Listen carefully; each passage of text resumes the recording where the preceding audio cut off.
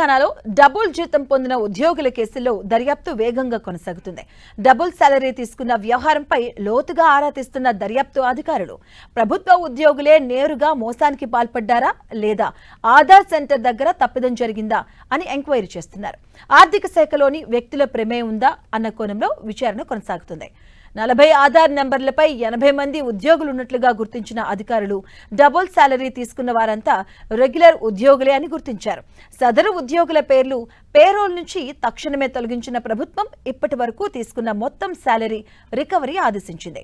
ప్రభుత్వాల ఆశయాలను పథకాలను సమర్థవంతంగా అమలు చేయాల్సిన అధికారులు ఇతరులకు మార్గదర్శకంగా ఉండాల్సిన ఉద్యోగులు తప్పులు చేస్తున్నారు.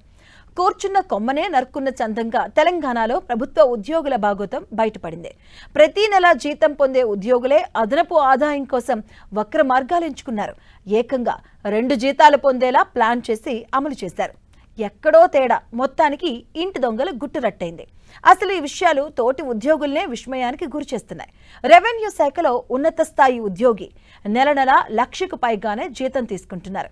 పోలీస్ శాఖలో మరో ఉద్యోగి నెలకు 1,50,000కు పైగానే వేతనం అందుకుంటున్నారు.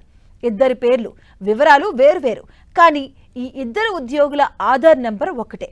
అలా ఒకరిద్దరు కాదు, 40 ఆధార్ నెంబర్లపై ఇద్దరు చొప్పున 80 మంది ఉద్యోగులు ప్రతి నెల దర్జాగా 2 జీతాలు పొందుతున్నారు. తెలంగాణలో తాజాగా 2 సాలరీలు పొందుతున్నటువంటి వివరాలను ఆర్థిక శాఖ గుర్తించింది. వారంతా రెగ్యులర్ ఉద్యోగులేనని, ఏప్రిల్ నుంచి జూన్ వరకు 3 నెలల పాటు ఒక్కొక్కరు 1,50,000 నుంచి 5 లక్షల వరకు వేతనాల కింద పొందారంటూ తెలిపింది. ఇప్పుడు ఈ వ్యవహారం సచివాలయంలోనూ రాష్ట్రంలోని వివిధ ప్రభుత్వ శాఖల్లోని ఉద్యోగ వర్గాల్లో చర్చనీయాంశంగా మారింది.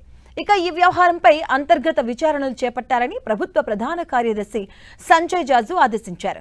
వివిధ ప్రభుత్వ శాఖలకు తాజాగా సర్క్యులర్ జారీ చేశారు. అయితే ఉద్యోగులే మోసానికి పాల్పడ్డారా, ఆర్థిక శాఖలోని కొందరి ప్రమేయం ఏమైనా ఉందా, లేక ఆధార్ సెంటర్ దగ్గర కానీ రాష్ట్ర వ్యవస్థల్లో కానీ ఏదైనా సాంకేతిక తప్పిదం కారణమా అన్న సందేహాలపై విచారణ చేపట్టబోతున్నారు. ఇక ఇదిలా ఉంటే ఈ తతంగం అంతా వేరువేరు శాఖల్లో వేరువేరు ఉద్యోగులు చేసినట్టుగా ప్రభుత్వం గుర్తించింది. తెలంగాణ రాష్ట్ర ప్రభుత్వ ఉద్యోగులకు సంబంధించిన సమీకృత ఆర్థిక నిర్వహణ సమాచార వ్యవస్థలో వివరాలపై ఇటీవల పరిశీలన చేపట్టింది. అందులో రెగ్యులర్, గ్రాంటినైడ్ అలాగే తాత్కాలిక సిబ్బంది ఆధార్ వివరాలు పరిశీలించే క్రమంలో ఒకే ఆధార్ నెంబర్పై వేరువేరు పేర్లతో వేరువేరు శాఖల్లో ఉద్యోగులు ఉన్నటువంటి అంశం బయటపడింది. అంతేకాదు, ఒకే ఆధార్ మీద ఒకే చోట పురుషుడిగా మరొక చోట మహిళగా, ఇంకొన్ని కేసుల్లో ఒకే ఆధార్ మీద 2 వేర్వేరు మతాల పేర్లతో ఉద్యోగులు జీతాలు అందుకున్నట్లుగా వెల్లడైంది.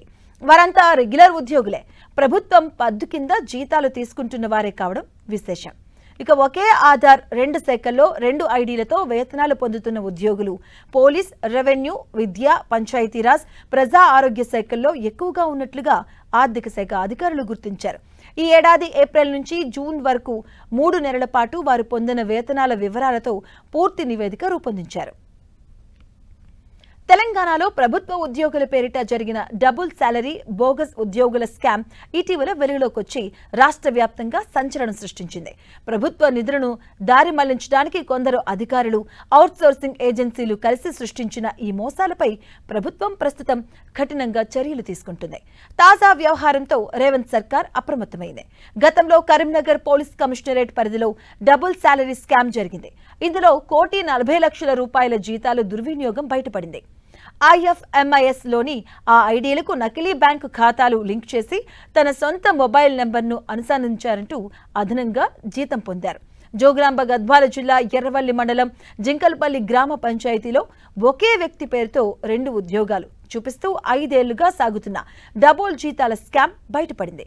రెగ్యులర్లో కొద్దిమంది, అవుట్సోర్సింగ్లో 1,000 మంది, మొత్తంగా రాష్ట్ర వ్యాప్తంగా 6,000 మందికి పైగా బోగస్ ఉద్యోగులు దొరికారు. ఈ బోగస్ సిబ్బంది వల్ల ప్రభుత్వ ఖజానాకు ఏటా దాదాపుగా 600 కోట్ల రూపాయల నష్టం వాటిల్లుతున్నట్టుగా ప్రాథమిక అంచనా వేసింది తెలంగాణ ఆర్థిక శాఖ.